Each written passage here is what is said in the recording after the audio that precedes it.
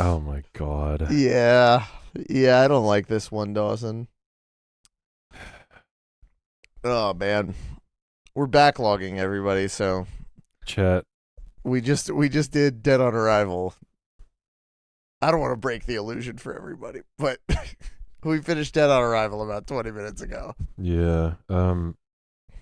We spun for we spun for this fucking song.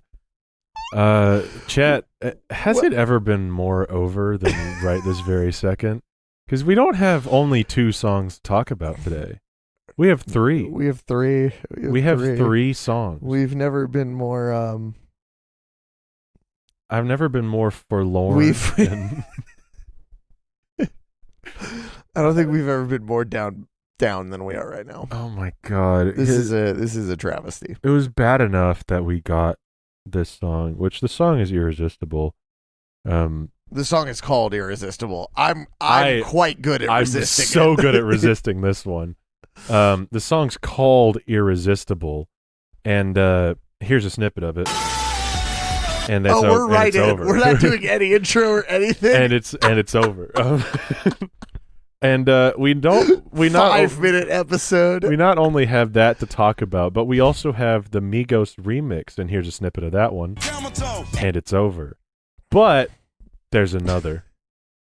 You would not believe it, but there is also a version with Demi Lovato on it. Here's a snippet of it. And it's over. Welcome back to the Saint Scene. It's a podcast. The most forlorn podcast in the world. Yeah. The most fucked up 2 guys ever. I'm Dawson, one of your fucked up guys with he, him pronouns. I'm Carson. My pronouns are he, him, fucked/up. Fuck/up. Fuck/this maybe.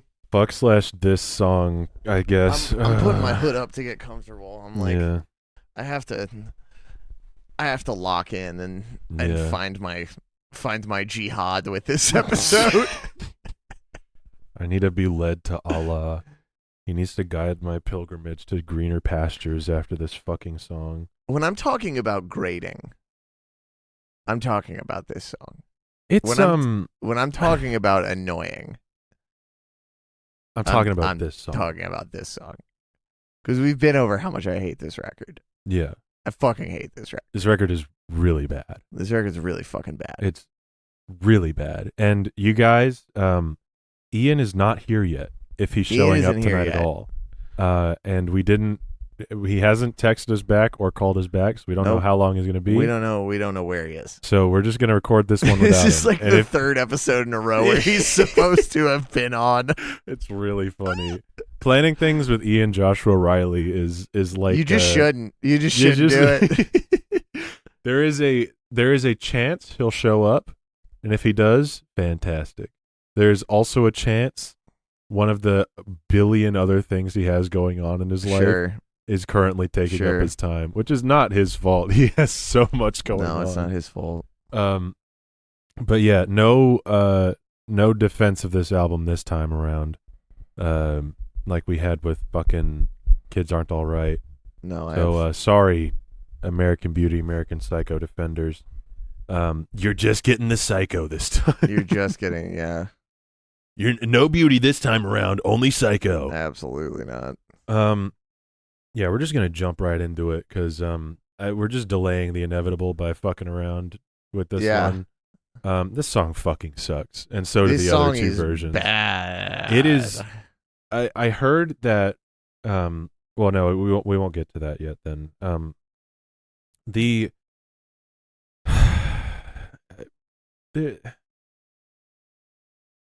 it is an ironic song title. You know, we're gonna get that out of the way. Very ironic song title. We already made the joke. It's very easily resistible, because it is. Yeah. There's no personality on this track. There's like one line that I can point to that's like kind of okay. And that line is fucking, where is it? I'm trying to find it in the lyrics because I don't remember it exactly. I'm no good at lip service except when they're yours.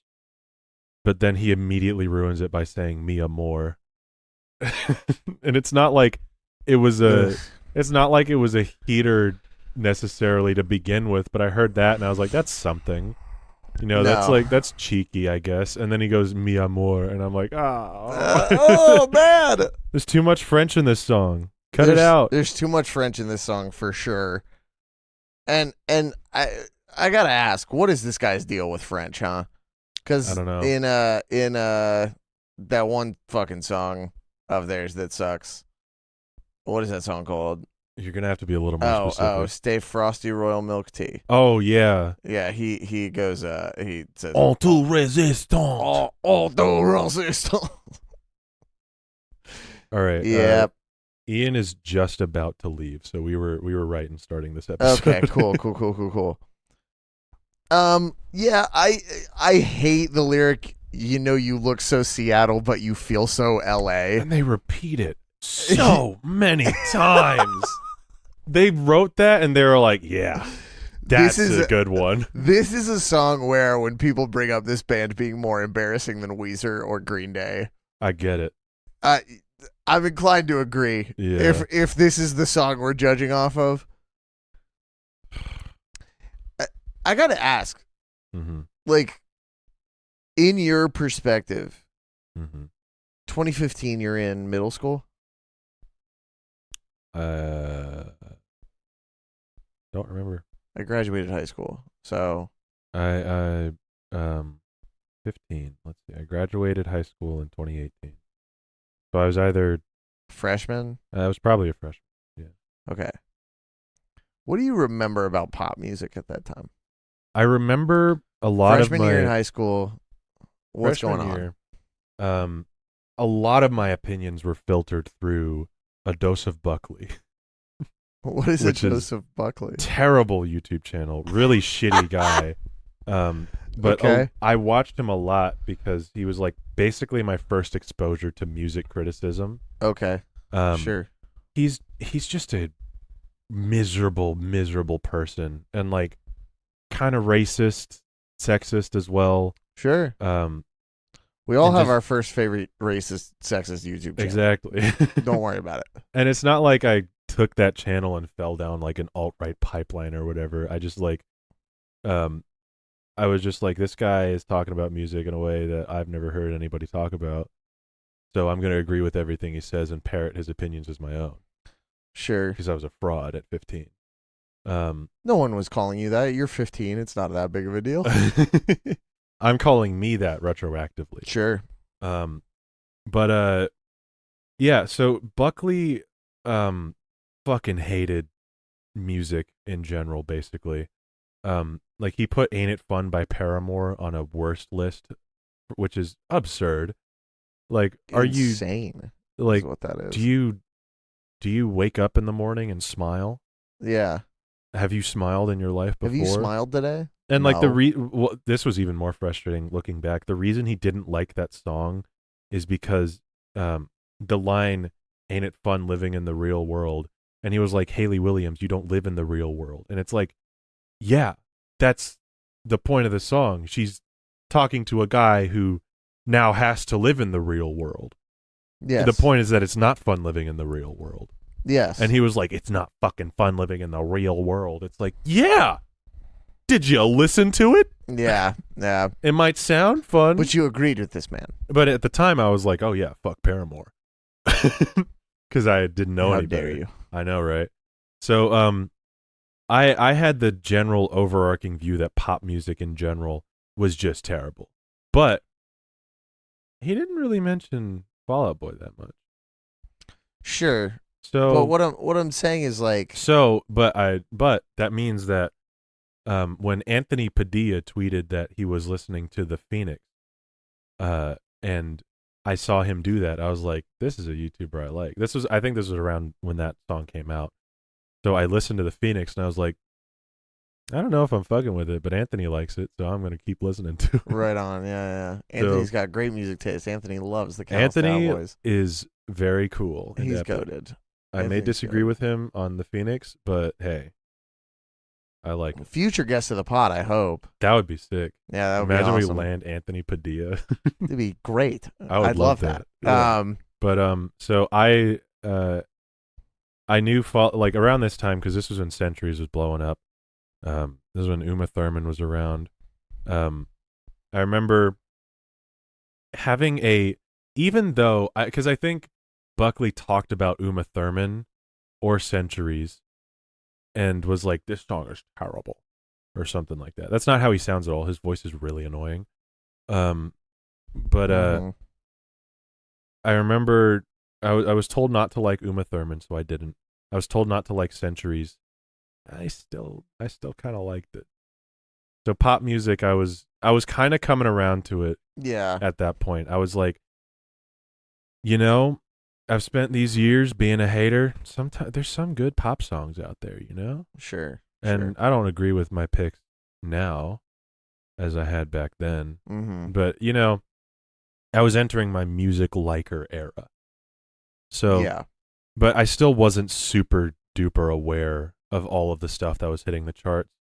I think the most I have ever been aware of that was like 2017, 2018. And since then, I've slowly fallen off more and more and more. Sure. But like, the point I'm getting at here is like, this song, Irresistible. Mm-hmm. And by some extension, the rest of the songs on this record, I don't want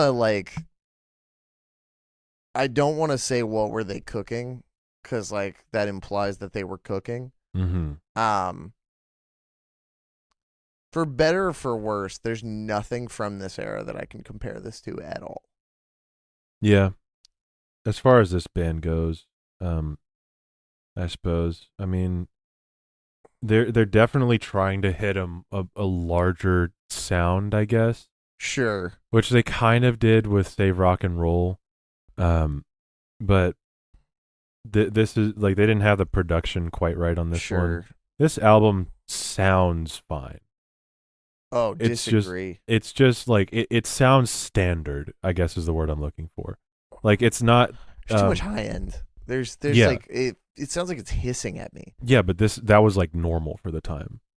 Fine is not the word guess. I meant. Fine is not what I meant. I meant standard. Like this, because like Save Rock and Roll didn't really Everything had this much high end? Yeah. Ugh. Yeah.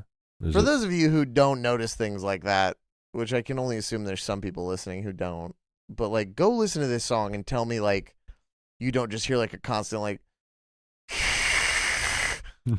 through the whole thing. Yeah. Just well, that was part of assault, dude. I think a lot of songs around this time kind of did that to like fill it out, to make the song seem larger. Like when did Cool for the Summer come out by Demi Lovato? Ooh. Because that song has a similar issue. 2014? I think it was around this time.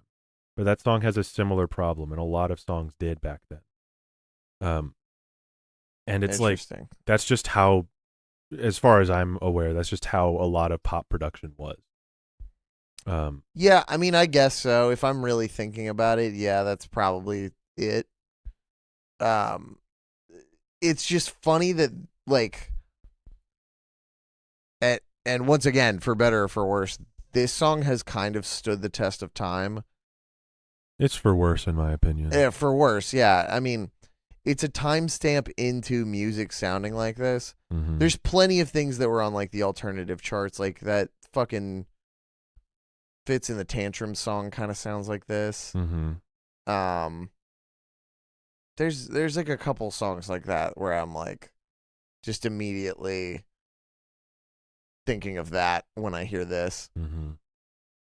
But this song's an interesting time capsule because I think this song is the fucking pits, dude. It's so bad. I think this, you know what? Worst Fall Out Boy song. There's still songs that I like less than this. I can't think of one I like less than this. I think this is the worst Fall Out Boy song. I definitely like 100% worst Fall Out Boy song. No good lines whatsoever. I definitely Terrible chorus. There's rattling hi-hats. I don't hate this song as much as you do, it seems, which is impressive because I fucking hate this song. But for instance, I like Death Valley way less than this. I think Death Valley is so much worse of a song than this. Yes. Like, I think... Because I think this is worse than Death Valley. This song...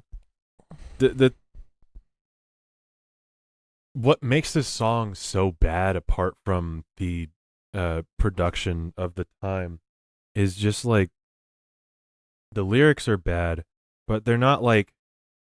There's not a lot where I hear it and I just cringe. It's just, like, not great. Like, Seattle and the Seattle LA line is really, really bad, and they say it a bunch.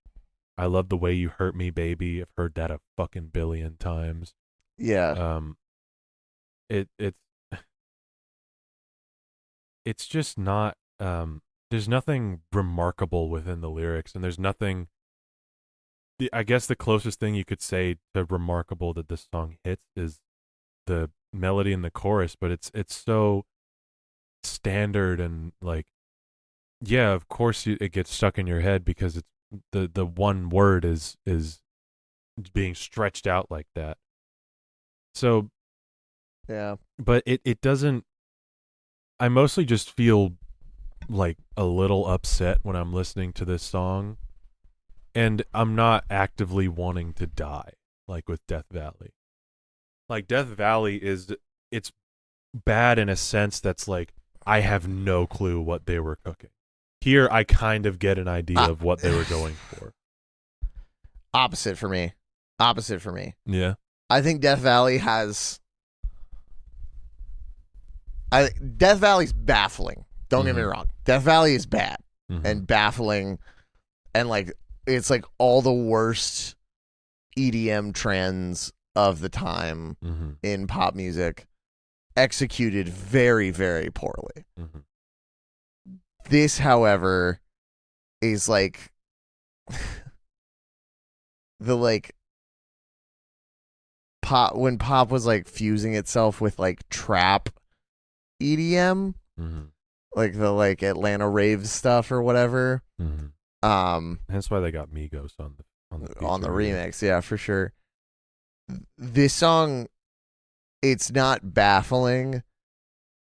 This song, Death Valley's like nothing to me. This is offensive. This song is fucking bad.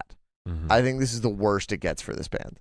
That's crazy. And then after this song, things start to get better. The bridge, your secondhand smoke, I breathe you in, but honey, I don't know what you're doing to me, mon chéri. That sucks, dude. Sucks. Like, come on. I'm not disagreeing with you. That's really bad. Yeah, it sucks. I just think they've done worse. And, like, I get where you're coming from. It's just like this kind of like this is like bland to me. And oh man, I couldn't disagree with you more. I hate bland shit. We're fighting over it how bad it is. That's like, how much this song sucks. In what manner this thing is bad. Like, cuz the lyrics are not bland. They're terrible. They're awful. The sound of it, like the song structure, the way that it's built, the way that the melodies interact with the instrumental, it's completely unremarkable. And that's why it's so bad for me. It's again the opposite of you, because, like, this song, apart from the lyrics, is basically nothing to me.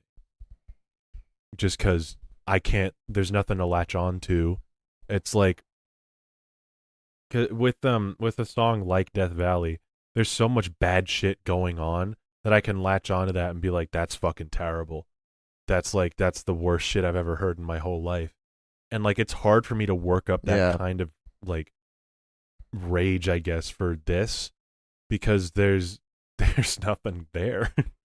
Like, it really. Okay. And in that aspect, I guess it's like, you can I can see an argument for that making it worse because there's nothing. It's just a void. But like, what the fucking the little trap hi-hats placed in there are stupid, but like a lot of people were doing that around the time. I know. I don't want Fall Out Boy to do it. Yeah, me neither. I really don't want them to. It's not even it's not even the like trap hi-hats and the like awful fake trumpets. Mm-hmm. The like also like when the chorus hits with the bump bump, when that beat one hits and you hear that like that air cannon noise that happens. Yeah. That pisses me off. Oh yeah. That sounds like garbage. That sounds bad. Dude, like that's another thing. I know you have a lot of problems with the Save Rock and Roll production. Yeah. I think that that's at least an interesting listen because they hadn't figured out how to do this yet. And this is awful. Yeah, this is them thinking that they nailed this type of production. In a way they did, because that's in a way they did. What everyone was doing. I suppose you can argue in a way they did, but like, and like I've just heard so much kind of shit. Like Death of a Bachelor is the same year as this, right? Yeah. Year after? Death of a Bachelor is the same. That album 2015? Yeah, 2015. That album sounds crazy. That album sounds way better than this album does. Yeah.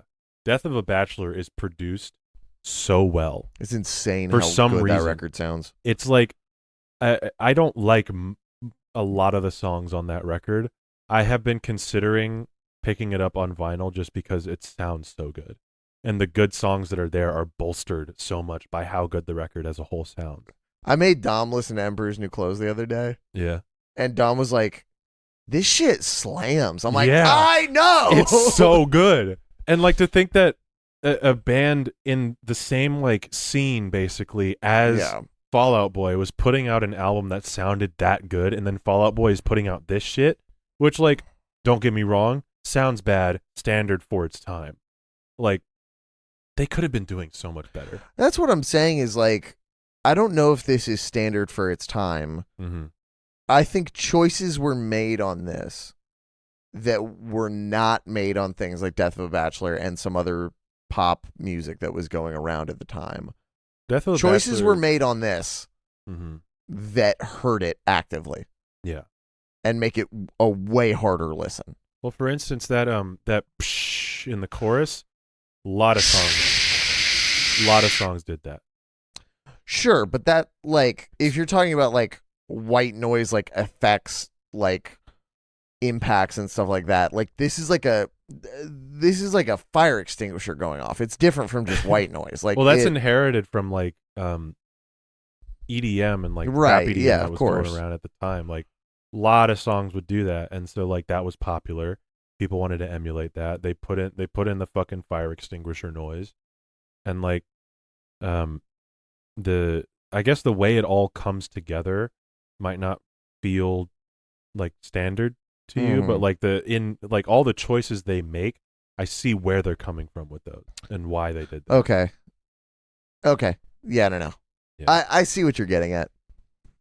I think maybe in hindsight this record sounds bad then. Oh yeah, definitely. I think maybe at the time I didn't realize it sounded this bad. You listen to anything else that makes these same production choices that's in this same vein of like kind of pop rock kind of stuff, it sounds just as bad, if not worse.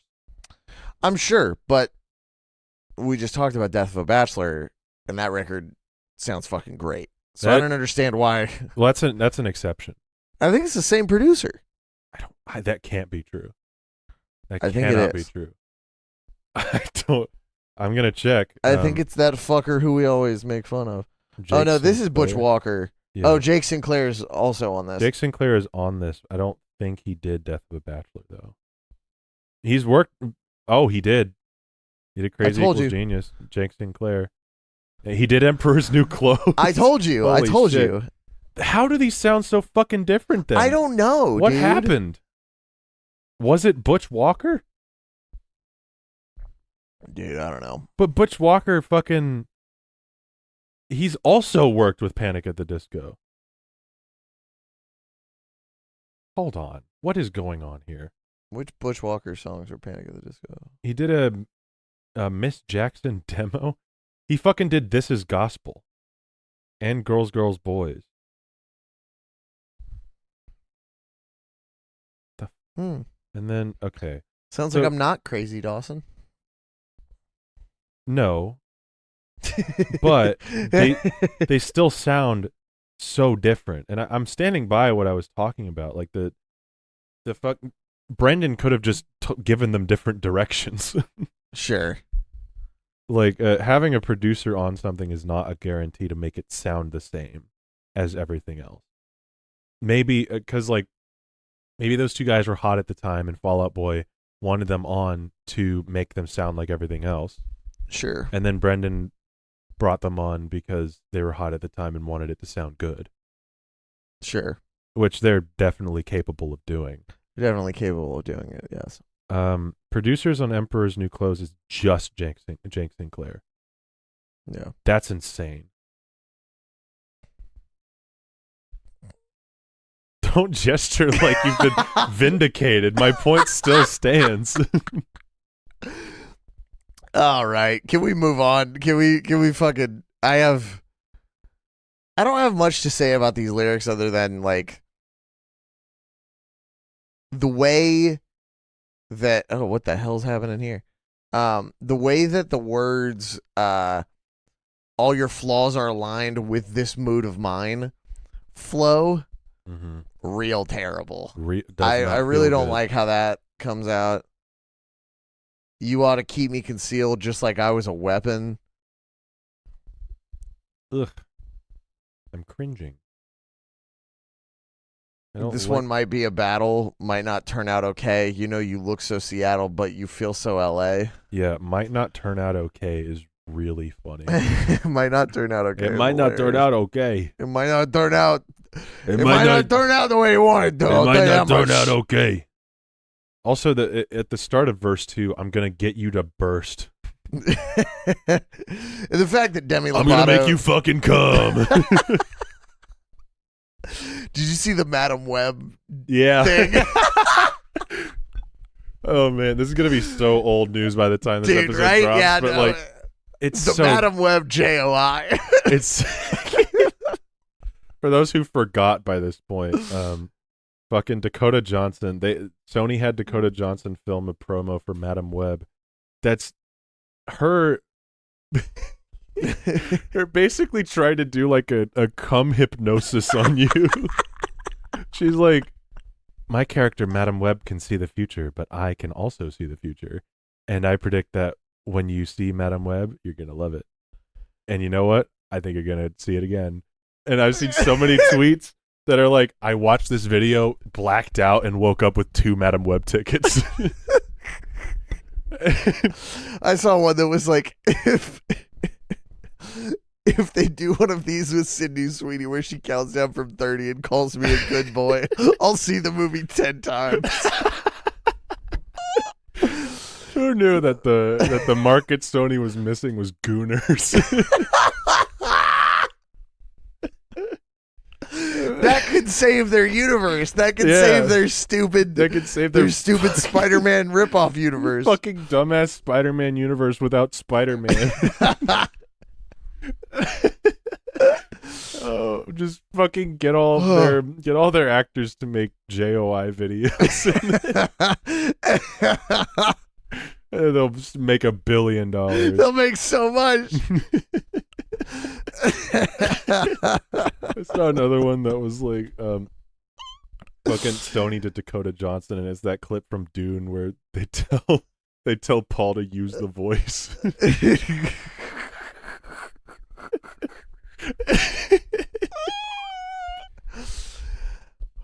Okay. Yeah. So Patrick Stump tells you to come like you were a bubble. Yeah. I'm gonna get you to burst. I'm gonna get you to burst. It's even worse that. Okay, let's get the Demi Lovato thing out of the way real quick. Okay. So about a couple months after this came out, they released a version of the song with Demi Lovato on it. Mm-hmm. she sings harmonies, switches off a couple lines with Patrick, and then she sings the verse. Mm-hmm. And the lyrics are unchanged. By the way, No difference. By the way, Demi announced that she's back to she/her, so we're not. No, yeah, I know. Yeah, I'm just telling listeners. I'm up on all the pronouns. Yeah. I know everyone's pronouns. I know given time. everyone's pronouns. You listening? That's why I know ask. your pronouns. I don't ask because I fucking know already. I know your pronouns. God, you don't even have to tell me. I know.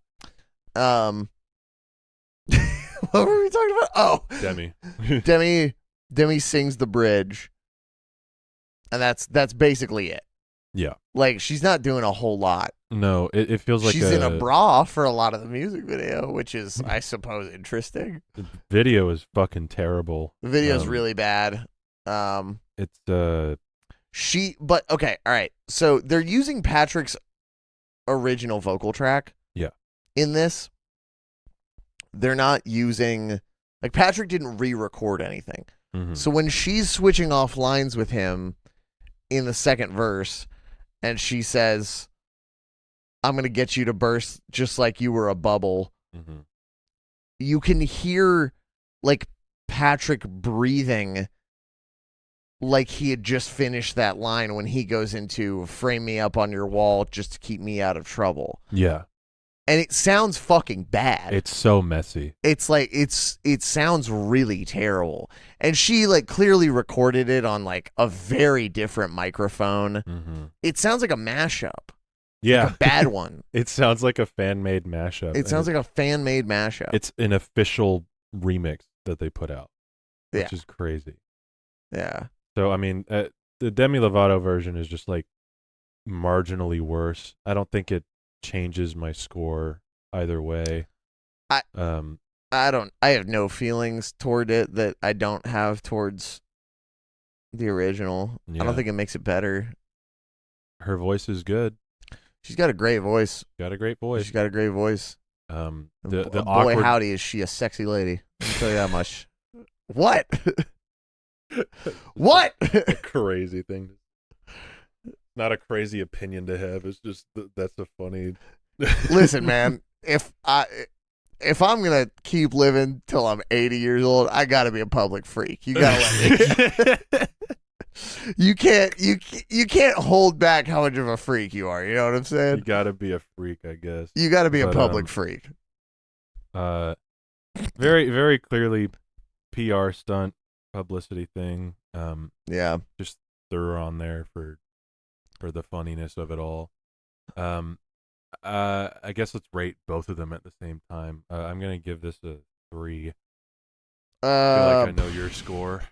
Yeah, I'm gonna give the original a 0 and the Demi Lovato remix a 1. Because at least the harmonies sound interesting and they aren't in the original. Yeah, that's fair. That's the only thing I can give it. Yeah.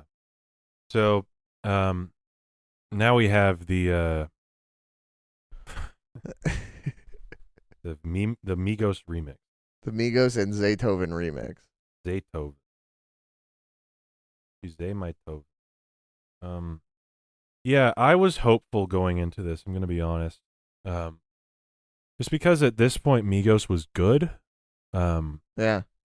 But this is terrible. Yeah. Like the beat is awful. The beat's really bad. Like it's awful. It sounds like Zaytoven made this in like a day. Yeah. Not even. And it sounds like all the Migos recorded their verses in a day too. Oh yeah. It's just Quavo and Takeoff on this one. Yeah, there's no Offset. Offset could not be bothered to show up. Offset just didn't show up. Which good for him. R.I.P. Takeoff. R.I.P. Takeoff. Offset did not want to be here, and more power to him because this is terrible. The beat sucks. It's like if the original lacked any punch, this has even less. It's got a weird like glockenspiel kind of thing going on or something. It's very strange. Very, very strange choices. Patrick does his whole first verse and goes into the chorus. And then Quavo has a verse. Then Patrick does the chorus again. Takeoff has a verse. Patrick does the bridge, and then the chorus again, and the song is over. It is 4.5 minutes, Yes. and it is brutal. Yeah. Too long. It's not even that Quavo and Takeoff are doing like particularly terrible. They're just not on for this verse. No, they're not there. It's for not. these It's verses, not peak Quavo and Takeoff. That's which for sure. is fair. Can't blame them. It feels like everybody turned in very low effort verses into this, low effort beats and low effort verses into this album, except for Big Crit. And I feel like we're gonna encounter this more and more and more as we. I feel like that's going to be the sentiment every time we do one of these. Yeah, it has to be. But yeah, Quavo and Takeoff just kind of take the main sentiment of the normal song and like extrapolate on that in the laziest way that they can. It's they're nothing special. The funniest part of this song is when Takeoff brings up Camel Toe. Oh yeah, I forgot about that. What's the line? The line is I showed you shit that a basic bitch she'll never know, and took you places a basic bitch she'll never go. Now you running around showing off your camel toe. Got you singing a sad song, call you Satchmo. And that's a fucking Louis Armstrong reference. So crazy. Or Louis, I don't remember. Fucking Louis. He fucking brings up Louis Armstrong and camel toe and rhymes the two. That's insane. So that, would not have thought to rhyme Satchmo and camel toe. So I can give Takeoff that at least. It's just, I like the way that Quavo ends his verse. I came from the bottom. Are you from the bottom? If you ever had problems and you started from the bottom, holler. Awesome. Crazy. Really funny. He also says, this world is so cold, that's why I bought a fur coat. My house is on an island.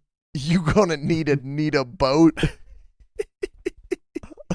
My house is on an island. You can't drive here.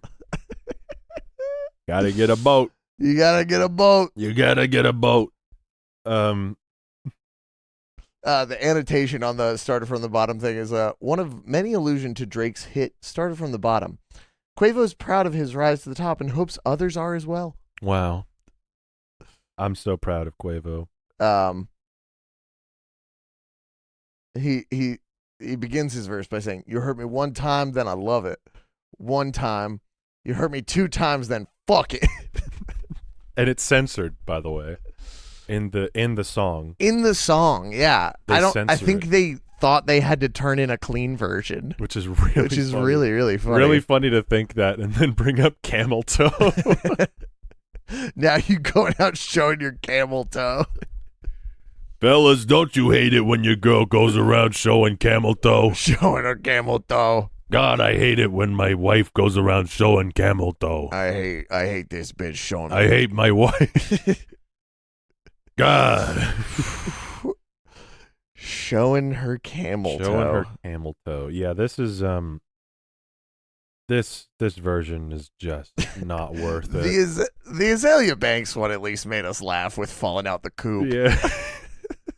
This one is not as funny. Nowhere near as funny. Nowhere near as funny. I think I don't really have anything else to say about it. I'm going to be honest. I really don't either. It's we another, hate this song. It's another 3 for me. Just because it got. You're really giving it a 3? Yeah. Dawson, I can't follow you on this one. You didn't follow me on the other one either. No, I didn't. This one also gets it's like a light 3. Yeah. Because rhyming camel toe and Satchmo is really funny. It's really hilarious. I'm gonna give this one a 2. Yeah. For the best version of this song. Legitimately, maybe. Yeah. Where else are you gonna find? I still find? don't want to listen to it. Me neither. No, I don't. 3 is a really bad score. 3 is terrible. Yeah. If I ever write an album and it gets a 3 out of 10, ugh. I'm gonna think about that a lot. Yeah. It's like, damn. No. Fucked up world. Like, at least with a 2 or a 1, it's like, well, that's hater mode. But if it's a 3, damn. Yeah. They wanted to give it a chance. Yeah. Just like me with Migos on this version of the song. They're not gonna let you. No. Sorry, Migos. I don't like this very much.